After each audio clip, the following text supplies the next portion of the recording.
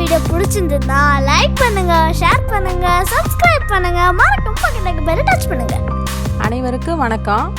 இன்னைக்கு முளைக்க வச்ச பச்சை பருப்பு, பாசி பருப்பு, அதில் கொழுக்கட்டை செய்ய போகிறோம். ஸ்வீட் கொழுக்கட்டை. அதுக்கு தேவையானது முளைக்க வச்ச பச்சை பருப்பு 1 கப்பு.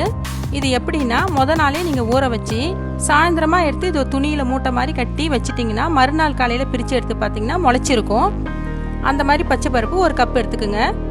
1 கப்பு தேங்காய் பூ, 1 கப்பு வெல்லம், 2 கப்பு அளவுக்கு கொழுக்கட்டை மாவு. இனிமேட்டு இந்த கொழுக்கட்டை எப்படி செய்யுதுன்னு பார்க்கலாம். இது ஒரு ஹெல்த்தியான கொழுக்கட்டை, அதனால் கண்டிப்பாக நீங்கள் செய்து விநாயகர் சதுர்த்திக்கும் படைங்க, குழந்தைங்களுக்கு கொடுங்க. வாங்க இனிமேட்டு இது எப்படி செய்யுதுன்னு பார்க்கலாம். இப்போ இந்த பாசி பருப்பை ஒரு மிக்சி ஜாரில் போட்டு நம்ம ஒன்றும் பாதியமாக குறைன்னு அரைச்சிக்குவோம்.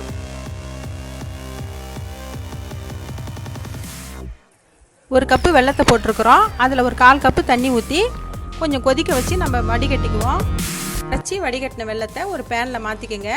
அது கூடவே நம்ம அரைச்சி வச்சுருக்கிற இந்த பச்சை பருப்பு பாருங்கள், இந்த மாதிரி குறைன்னு அரைச்சி வச்சுக்கணும். அது கூடவே அந்த தேங்காய், கொஞ்சமாக ஏலக்காய் பொடி,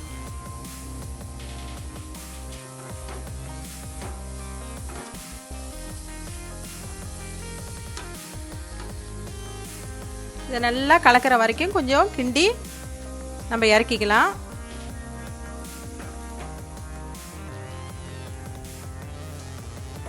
இந்த பாசி பருப்பு லைட்டாக வெந்தால் போதும்.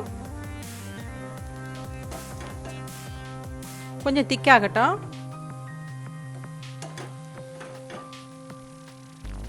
இதோட நம்ம இதை ஆஃப் பண்ணிக்குவோம்.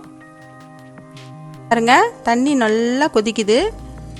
இதுக்கப்புறம் நம்ம இதை இடியாப்ப மாவில் சேர்த்துக்கலாம். இப்போ பாருங்கள், கொழுக்கட்டை மாவில் கொஞ்சமாக உப்பு சேர்த்துக்கணும். நல்லா கிளறி விட்டுக்கணும். அதுக்கப்புறமா இந்த கொதிக்க வச்ச தண்ணியை கொஞ்சம் கொஞ்சமாக ஊற்றணும்.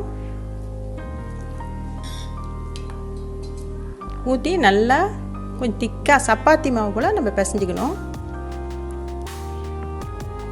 பத்தெல்லாம் கொஞ்சம் ஊற்றிக்குங்க.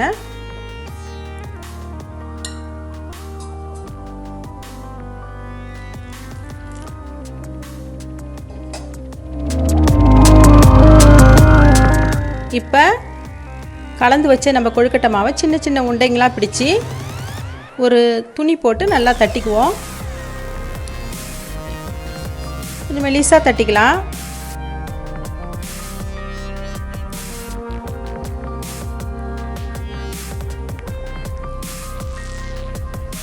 அதுக்குள்ளே நம்ம செய்து வச்ச பாசிப்பருப்பு பூரணத்தை உள்ளே வச்சு நம்ம போர்ட் சைஸில் அழகாக அதை க்ளோஸ் பண்ணிக்கலாம்.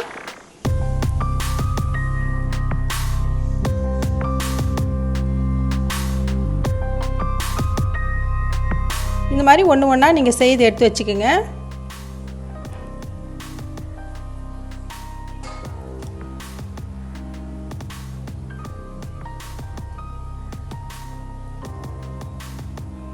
இது போல் ஒரு கொழுக்கட்டையாக நம்ம செய்து வச்சுக்கலாம். இப்போ செய்து வச்ச கொழுக்கட்டைங்களை ஒன்று ஒன்றா இட்லி பாத்திரத்தில் வச்சு நம்ம வேக வச்சுக்கலாம்.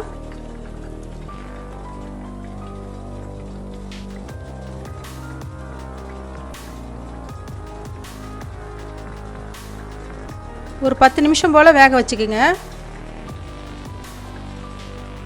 அருமையான முளைக்கட்டிய பச்சை பருப்பு கொழுக்கட்டை ரெடி ஆயிடுச்சு. இது ஹெல்த்தியானதும் கூட. நீங்களும் இது போல் ட்ரை பண்ணி பாருங்கள். மீண்டும் சுவையான, சுலபமான, ஆரோக்கியமான சமையலோடு உங்களை நான் சந்திக்கிறேன். நன்றி, வணக்கம்.